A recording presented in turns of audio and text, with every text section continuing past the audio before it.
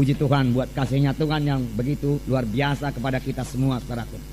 Saudaraku yang kasih dalam nama Yesus, saya akan membacakan satu ayat dari pembacaan Alkitab kita yang sudah lewat, saudaraku, dalam Markus 14 ayat 34, 35 sampai 37.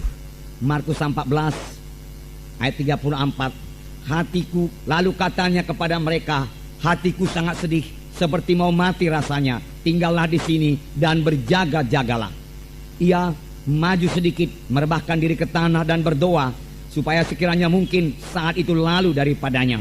Katanya, ya Aba, ya Bapa, tidak ada yang mustahil bagimu. Ambillah cawan ini daripadaku, tetapi janganlah apa yang aku kehendaki, melainkan apa yang engkau kehendaki. Setelah itu ia datang kembali dan mendapati ketiganya sedang tidur. Dan ia berkata kepada Petrus, Simon, sedang tidurkah engkau? Tidakkah engkau sanggup berjaga-jaga 1 jam? Berjaga-jagalah dan berdoalah, supaya kamu jangan jatuh ke dalam pencobaan. Roh memang penurut, tetapi daging lemah. Sekali lagi dalam ayat 37. Setelah itu ia datang kembali dan mendapati ketiganya sedang tidur. Dan ia berkata kepada Petrus, Simon, sedang tidurkah engkau? Tidakkah engkau sanggup berjaga-jaga 1 jam?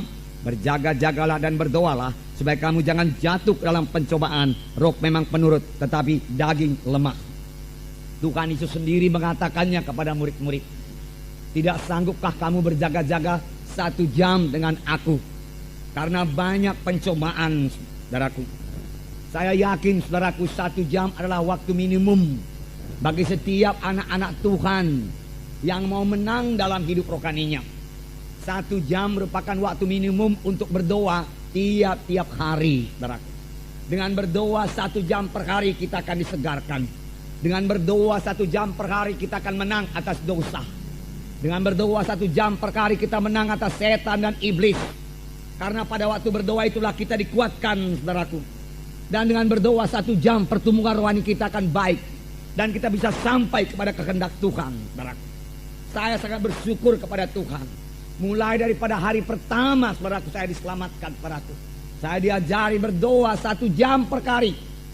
Di gereja kami itu, saudaraku, pada waktu itu doa di gereja saja, saudaraku, lebih 1 jam, kadang-kadang 2 jam. Dan sudah itu kami disuruh lagi di rumah berdoa minimum 1 jam per hari. Karena katanya kalau tidak berdoa 1 jam per hari, setan akan mengalahkan engkau. Karena takutnya pula saya kepada setan, saudaraku, dan pada waktu itu belum begitu mengerti mengenai mengusir setan. Dalam nama Yesus, saya pun, saudaraku, berpala-pala sekali untuk bisa berdoa 1 jam per hari. Dan kerap kali, saudaraku, saya berhasil, saudaraku, berdoa 1 jam per hari. Dan sekarang itu sudah menjadi satu kebiasaan dan membawa berkat, saudaraku, untuk berdoa 1 jam per hari. Bahkan sekarang ini, saudaraku, setelah kami berumah tangga, kami juga berdoa 1 jam per hari. Kalau hari kami berdoa bersama-sama, saudaraku, tentunya, saudaraku, kemenangan, sukacita, saudaraku, kami terima sebagai hasil daripada doa 1 jam per hari itu, saudaraku. Tuhan Yesus, seperti kita baca tadi, mengatakan hal ini di Taman Getsemani. Tidak sanggupkah kamu berdoa 1 jam dan berjaga-jaga dengan aku? Berjaga-jaga dan berdoalah, supaya kamu jangan jatuh ke dalam pencobaan. Saudaraku yang kasih dalam nama Yesus, pada waktu Tuhan mengatakan demikian ini, dia memang dalam pergumulan yang amat sangat. Pada waktu itu Tuhan Yesus, saudaraku, diserang oleh semua kekuatan iblis. Semua kekuatan neraka, saudaraku, dipusatkan kepada Yesus untuk mengalahkan Tuhan Yesus. Karena pada waktu itulah Tuhan Yesus, saudaraku, mengambil keputusan untuk menanggung dosa manusia ini.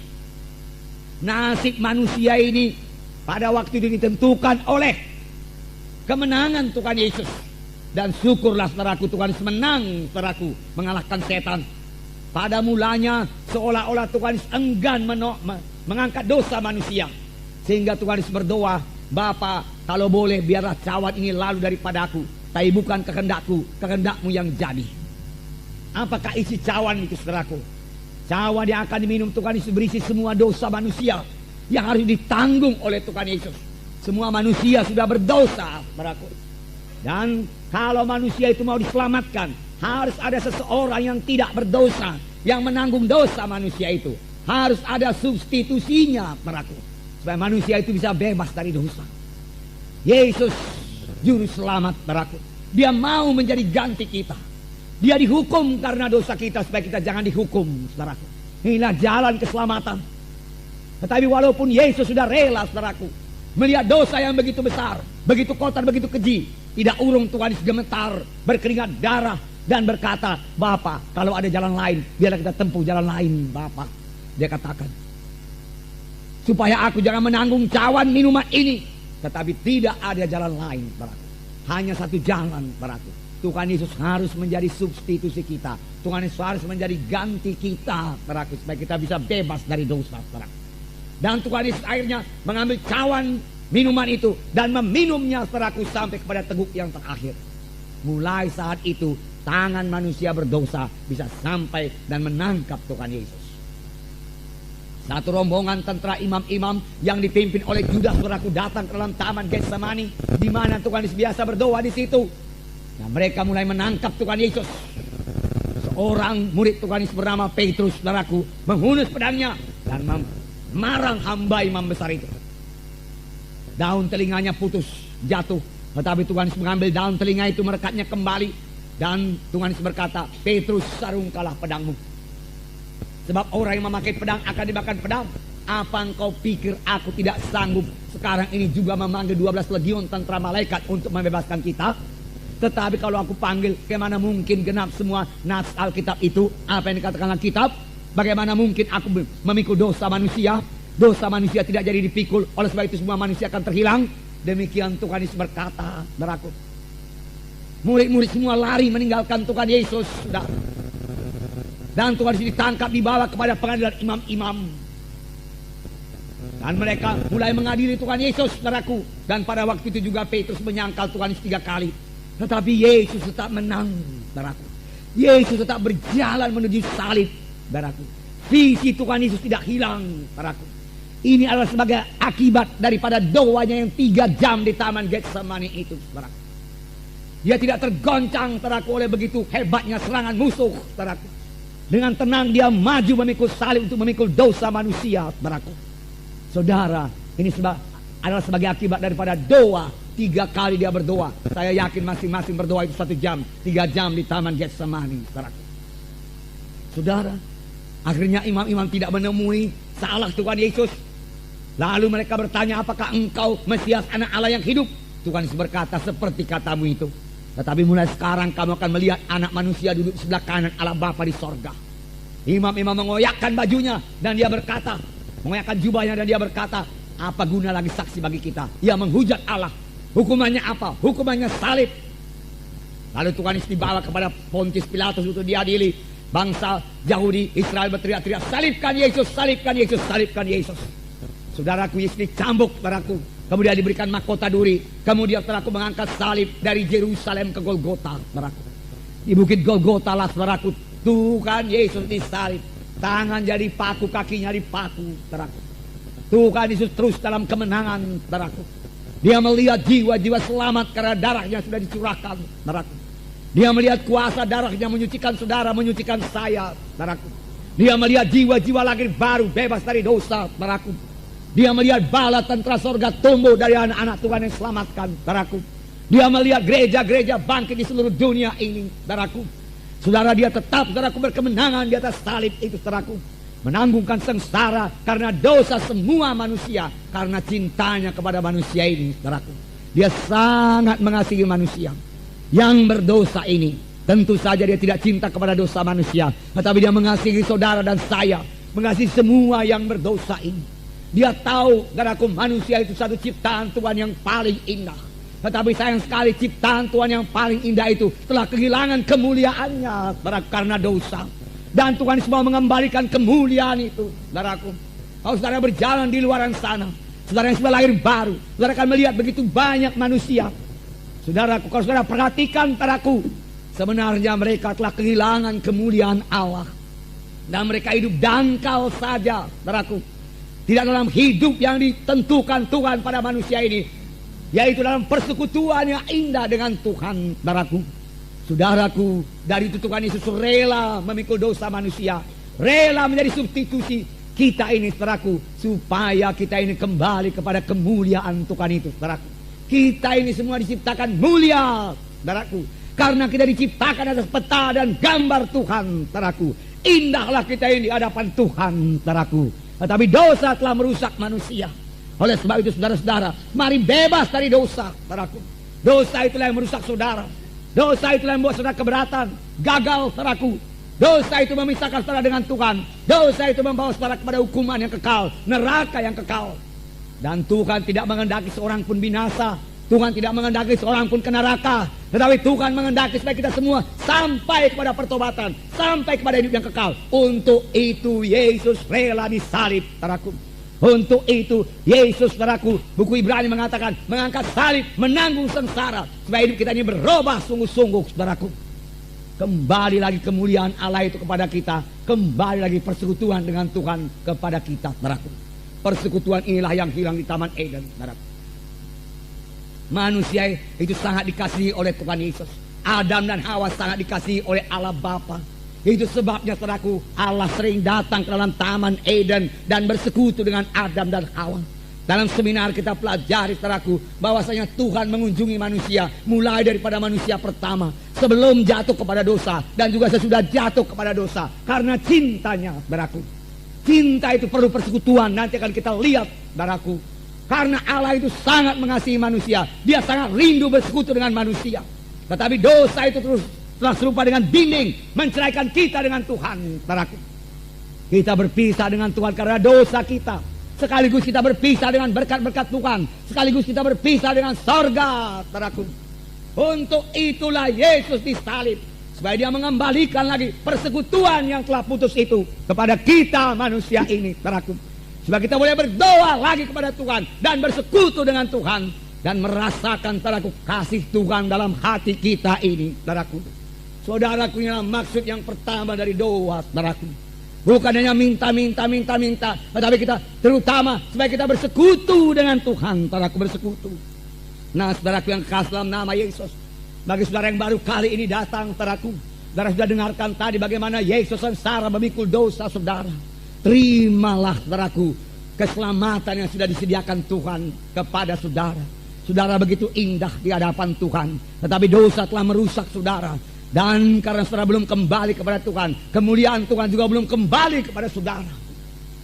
Saudara sangat dikasihi Tuhan, saudara sangat indah di hadapan Tuhan, dan Tuhan mau memberkati saudara luar biasa, saudaraku. Mengapa manusia ini banyak keberatan, kesedihan, kegagalan, kemiskinan, saudaraku. Sampai-sampai banyak orang mempersalahkan Tuhan. Dia katakan kalau Tuhan itu Tuhan yang baik, mengapa begini banyak kesusahan, kemiskinan, mengapa saya gagal, saya butuh uang, mengapa saya tidak ada uang, dan lain sebagainya. Mengapa penyakit saya tidak sembuh-sembuh, kalau memang Allah itu Allah yang kasih adanya. Sungguh Allah itu kasih adanya, saudaraku.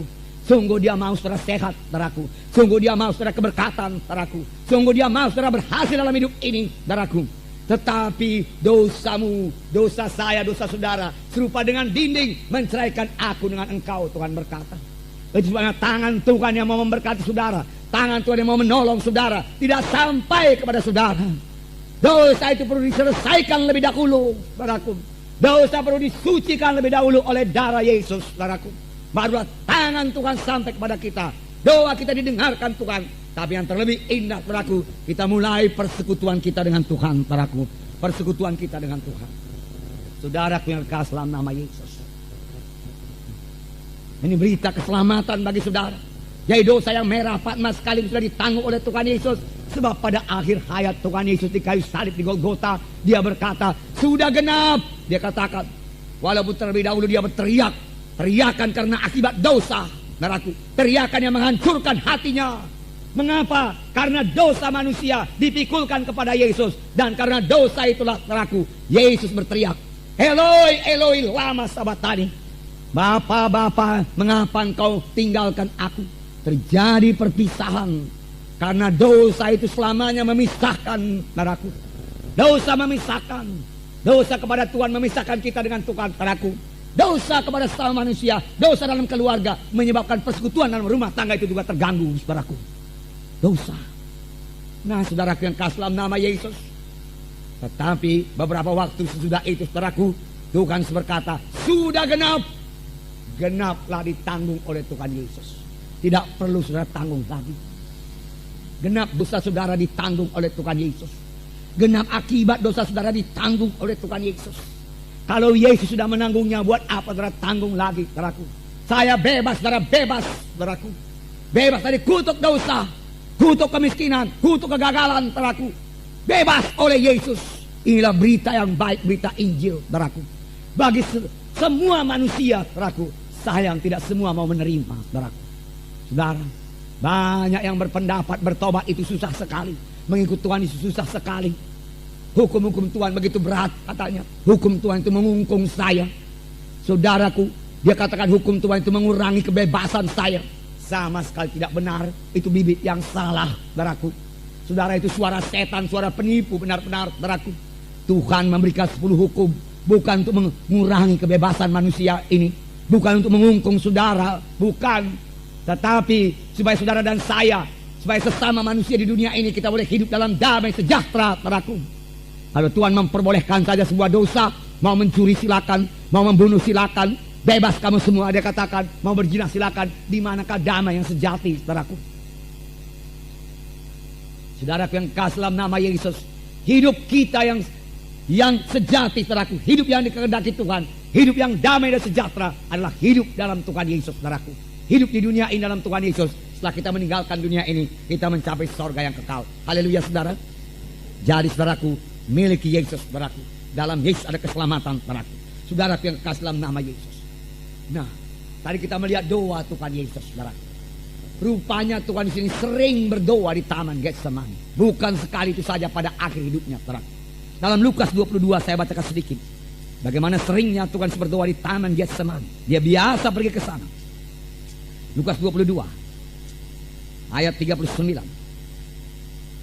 Lalu pergilah Yesus keluar kota, dan sebagaimana biasa ia menuju Bukit Zaitun.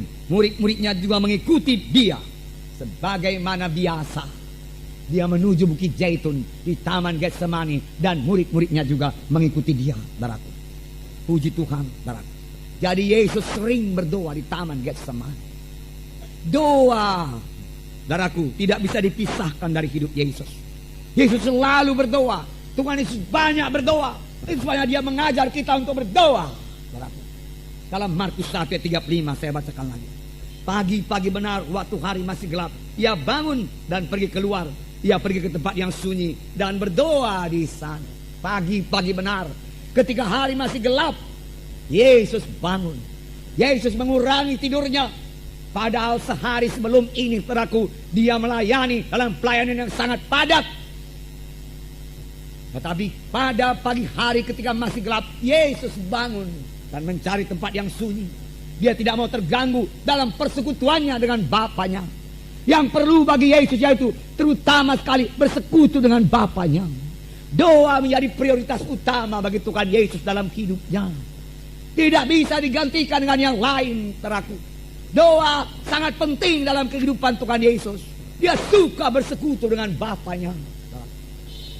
Jadi doa kepada Tuhan Yesus adalah persekutuan dengan Bapanya. Yesus suka bersekutu dengan Bapanya. Dan pada pihak lain, Bapa suka bersekutu dengan Yesus, saudaraku. Bapa rindu bersekutu dengan anaknya. Juga Bapa rindu bersekutu dengan kita sekarang ini, saudaraku. Sayang, banyak anak Tuhan kurang memberi waktu berdoa, bersekutu dengan Bapa di sorga. Sayang, doa kita kebanyakan minta-minta saja, saudaraku. Padahal Bapa suka sekali bersekutu dengan kita, bahkan rindu akan persekutuan dengan kita, saudaraku. Dalam Lukas 6, satu contoh lagi yang menerangkan mengenai Tuhan Yesus berdoa. Lukas 6 ayat 12. Pada waktu itu pergilah Yesus ke bukit untuk berdoa. Dan semalam-malaman ia berdoa kepada Allah. Semalam-malaman ia berdoa kepada Allah. Saudaraku, dalam persekutuannya indah dengan Bapa, saudaraku. Kerap kali kita tidak mengenal waktu, saudaraku. Kita telah dikelilingi oleh hadirat sorgawi, saudaraku. Persekutuan kita intim dengan Bapa, akrab dengan Tuhan, saudaraku. Sebenarnya untuk itulah kita ditebus Tuhan. Kita tidak tahu, saudaraku, waktu berlalu dengan cepat, saudaraku. Saudaraku, dalam doa itu, saudaraku, kita bersekutu dengan Bapa di sorga. Kita menangis, saudaraku. Kadang-kadang kita menangis. Kadang-kadang kita menyanyi, kita bersyukur, intim dengan Tuhan, akrab dengan Tuhan. Lalu waktu berlalu, Yesus waktunya berlalu semalam-malaman. Dia berdoa, bersekutu dengan Bapa di sorga. Dan tentu saja persekutuan dengan Bapanya di sorga sangat menguatkan Tuhan Yesus, menyegarkan Tuhan Yesus. Haleluya saudara. Dan itulah sebabnya Tuhan Yesus selalu berkemenangan dalam hidupnya. Dosa selalu kalah, saudaraku. Tiap-tiap dosa yang datang pada Tuhan Yesus rontok semua, saudaraku. Dia begitu erat bersekutu dengan Bapanya, saudaraku. Dia melayani dengan berkemenangan. Dia berbicara dengan pasti. Dia bicara dengan urapan yang luar biasa. Dia bicara dengan berkuasa. Ahli-ahli Taurat berkata, lain daripada guru-guru Taurat yang lain, dia katakan. Karena dia mengajar bukan dengan peta lidah. Dia mengajar dengan sebagai orang yang berkuasa. Di manakah kuasa yang diperoleh oleh Tuhan Yesus? Pada waktu dia bersekutu dengan Bapanya. Ini membuka rahasia kepada kita, saudaraku. Di manakah kita beroleh urapan kita? Saudaraku, pada waktu kita bersekutu baik dengan Bapa di sorga, saudaraku. Itu menghasilkan urapan, kuasa dalam pelayanan kita, saudaraku. Dan sebagai akibatnya, dalam pelayanan Tuhan Yesus terjadi tanda ajaib, tanda mujizat, saudaraku. Dan orang berbondong-bondong, saudaraku, datang kepada Tuhan Yesus. Tetapi berkat yang utama, yang paling indah, yang kita rindukan juga sekarang ini, yaitu hati Yesus yang selalu tergerak oleh belas kasihan. Dan waktu Tuhan Yesus melihat orang ramai, saudaraku, reaksi yang pertama dari Yesus, yaitu hatinya tergerak oleh belas kasihan. Ini hanya dapat diperoleh dari persekutuan kita yang erat dengan Bapa di sorga. Sama sebagaimana Yesus bersekutu erat dengan Bapanya di sorga. Saudaraku. Lalu hatinya berubah, hati kita juga berubah. Menjadi hati yang selalu berbelas kasihan. Hati yang tergerak oleh belas kasihan. Dan hati yang tergerak oleh belas kasihan ini menghasilkan kuasa Tuhan. Dengan hati yang tergerak oleh belas kasihan, iman kita bekerja. Firman Tuhan berkata, iman bekerja oleh sebab kasih. Dengan hati yang tergerak oleh belas kasihan, dengan mudah kita akan mengampuni orang yang bersalah kepada kita. Kita dengan segera memaafkan, saudaraku, jikalau hati kita sudah tergerak oleh belas kasihan. Hasil daripada bersekutu dengan Bapa di sorga. Nah, saudaraku, yang kekasih dalam nama Yesus, sampai pada hari ini, pertanyaan yang diberikan Tuhan Yesus kepada Petrus dan murid-muridnya masih juga disampaikannya kepada kita. Dia bertanya, tidak sanggupkah kamu berdoa 1 jam? Tidak sanggupkah kamu bersekutu 1 jam dengan aku? Tidak sanggupkah kamu berjaga-jaga 1 jam? Supaya kamu jangan jatuh pada pencobaan. Supaya kamu beroleh hidup yang menang. Supaya kamu bertumbuh dengan baik. Supaya pengertianmu bertambah-tambah. Supaya engkau merasakan kehadiranku senantiasa dalam hidupmu. Tuhan Yesus berkata, saudaraku, mengapa kita perlu berdoa 1 jam per hari? Mari kita tinjau dari segi Tuhan lebih dahulu. Semua anak Tuhan memiliki 2 macam pelayanan yang penting. Dua-dua pelayanan ini penting. Satu pelayanan yang paling penting, yaitu setiap anak Tuhan harus melayani Tuhan. Biarlah saya jelaskan melayani Tuhan ini. Melayani Tuhan yang saya maksud di sini bukanlah mengunjungi jiwa-jiwa. Itu melayani pelayanan kepada manusia. Bersaksi pelayanan kepada manusia. Saudaraku, mendoakan orang sakit, mengabarkan Injil, itu pelayanan kepada manusia. Tapi pelayanannya yang utama, yaitu mengadakan pelayanan kepada Tuhan. Saudara yang kekasih dalam nama Yesus, saudaraku. Dalam kisah Rasul, saudaraku, dikatakan, they minister unto the Lord. Mereka mengadakan pelayanan kepada Tuhan. Inilah yang banyak diabaikan oleh gereja-gereja. Banyak diabaikan oleh hamba-hamba Tuhan, penginjil-penginjil. Pendeta-pendeta sibuk melayani jiwa-jiwa sampai kurang mengadakan pelayanan kepada Tuhan. Akibatnya dia merasakan hidupnya kering dan tidak berkuasa dan tidak segar. Karena kurang dalam pelayanan kepada Tuhan. Saudaraku, kurang dalam persekutuan dengan Tuhan. Memang setiap hamba Tuhan, saudaraku, membutuhkan persekutuan dengan Tuhan. Setiap anak-anak Tuhan membutuhkan persekutuan dengan Tuhan. Seperti saya katakan tadi, dalam persekutuan itulah kita dikuatkan, disegarkan, kita mengerti kehendak Tuhan. Firman Tuhan menjadi jelas kepada kita, saudaraku, di dalam bersekutu dengan Tuhan itu, saudaraku. Tetapi, saudaraku, ada, saudaraku, Sebabnya yang lebih penting lagi, mengapa kita perlu bersekutu dengan Tuhan, saudaraku. Saudaraku, sebenarnya saudaraku, persekutuan dengan Tuhan itu sangat dibutuhkan oleh Tuhan. Tuhan lebih membutuhkan persekutuan itu daripada kita membutuhkannya.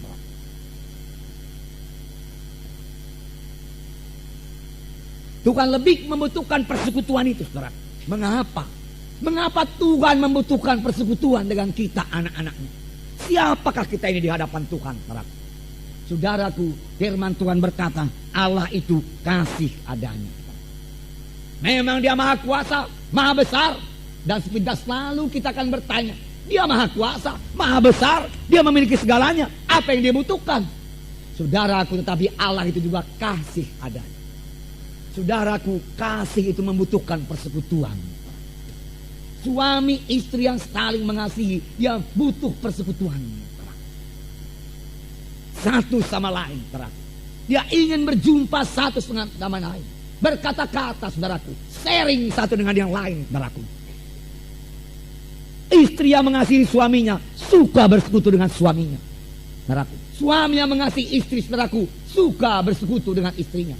Demikian, saudaraku, Allah Bapa yang mengasihi manusia ini menanti-nantikan persekutuan dengan kita. Adakah kita memberikan waktu untuk bersekutu dengan Tuhan?